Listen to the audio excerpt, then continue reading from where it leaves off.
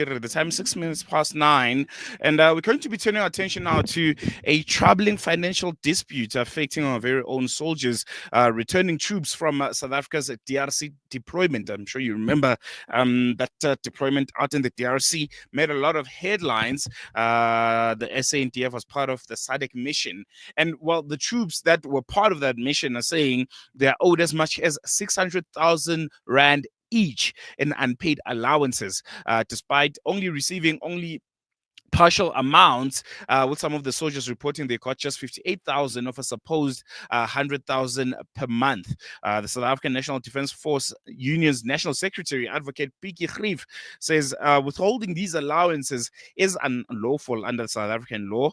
Meanwhile, the Department of Defence still hasn't explained what really happened to more than 800 million rands that was earmarked for their pay, and Parliament is demanding answers. And to help us unpack some of these allegations and what they mean for troop welfare and accountability, I'm now joined by Advocate Pikkie Greeff from the South African National Defence Force Union. Advocate, thank you so much for joining us. Welcome to Salam Media. Really appreciate you giving us your time this morning.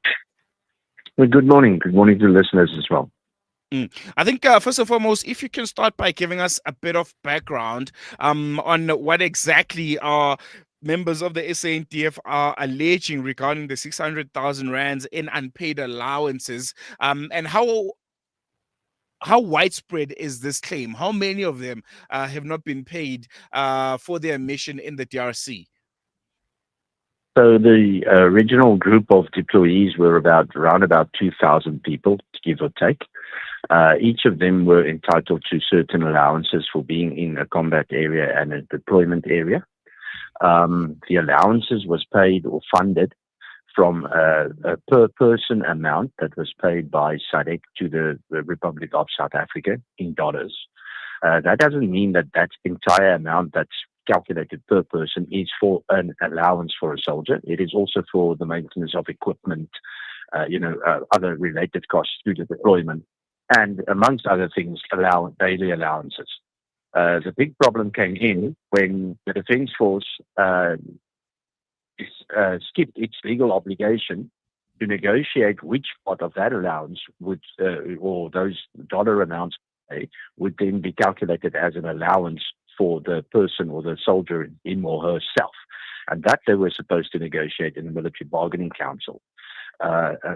Instead of doing that, somebody in the Defence Force unilaterally decided what amount of dollars per day would go to the soldier for allowance for deployment. And that allowance, to make things worse, after a while, it started fluctuating, so people didn't even get the same allowances. And that led to all kinds of questions. And to make things much worse, later during the deployment, when we were basically under siege, the Defence Force deemed it fit to withhold some of the allowances for fear of the members leaving the base, to do shopping or whatever the case may be, and then be in danger. So that those allowances that were due and payable were in fact recalculated and paid during the month of July, not to all soldiers. So to answer your question on how many people are still affected, we don't know.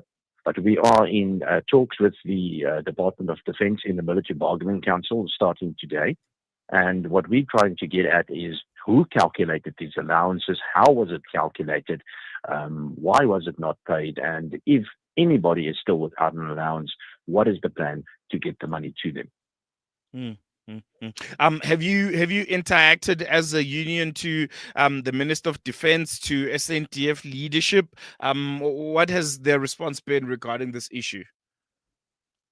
It's once the members started returning and told us of the problems that exist. We had 2 bilateral meetings with the Defence Force, with top generals in the Defence Force. They admitted to us that some of the allowances were withheld. We explained to them that that in itself is unlawful. As you know, in South Africa, you're not allowed to withhold any part of somebody's pay without their consent. It doesn't matter whether you had a good intention behind it. It's simply unlawful and disrespectful.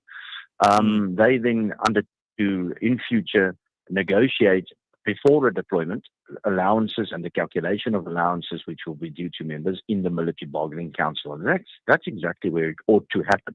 That's why soldiers became unionized, and that's why there's a military bargaining council, so that pay, benefits, and allowances can be negotiated. If that had happened in the first place, we would not have been faced with this dilemma. Mm, mm, and very, very concerning. I want to touch on the human impact of this. If you can maybe just describe the financial and emotional toll on some of the troops who served under very, very difficult conditions in the DRC. We all read about them; it was so well documented. But they have returned home underpaid. That, of course, is adding insult to injury. These people went through a horrific time, especially the time between January and when they returned in July. Basically, as I said, being under siege, getting one meal a day, and then at the end, when they return, still are being underpaid and not getting what's due to them, at least financially, never mind the psychological effect that all of this had on them. The people are extremely disgruntled. I don't think there's any way to try and sugarcoat it. Disappointed doesn't even start to describe the feeling. Utmost frustration, anger, real anger. We met with several of the groups who returned, and they had no problem expressing their anger. And I think we must take this very seriously. There are some very specialized, trained people out there in the Defence Force who are very angry and very disappointed. And that's a very dangerous situation to be in. No, very, very dangerous. And I think when you look at the morale of the SANDF, it's really concerning looking at the current state of affairs. I think we're going to be there for now, Advocate. Really, really appreciate you giving us your time. And this is a story that we'll continue to follow quite closely because of how important it is. Regarding our troops, these are people that are serving the country, and I think they need to be taken care of and treated with utmost respect. Really appreciate it. Thank you. There you go. That is Advocate Pikkie Greeff. He's South Africa's National Defence Union's National Secretary, and he's giving us insight and breakdown of, excuse me, I think a claim that is very, very concerning. There's a financial dispute that is affecting our soldiers, those returned from South Africa's DRC deployment, where around 600,000 of each of them in unpaid allowances is the story of the day. They haven't paid after being part of such a dangerous mission.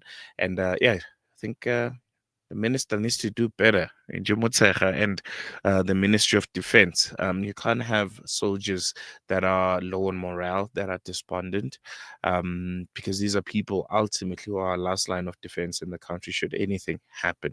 Very concerning. Going to take a quick break. When we come back, News and Views also returns.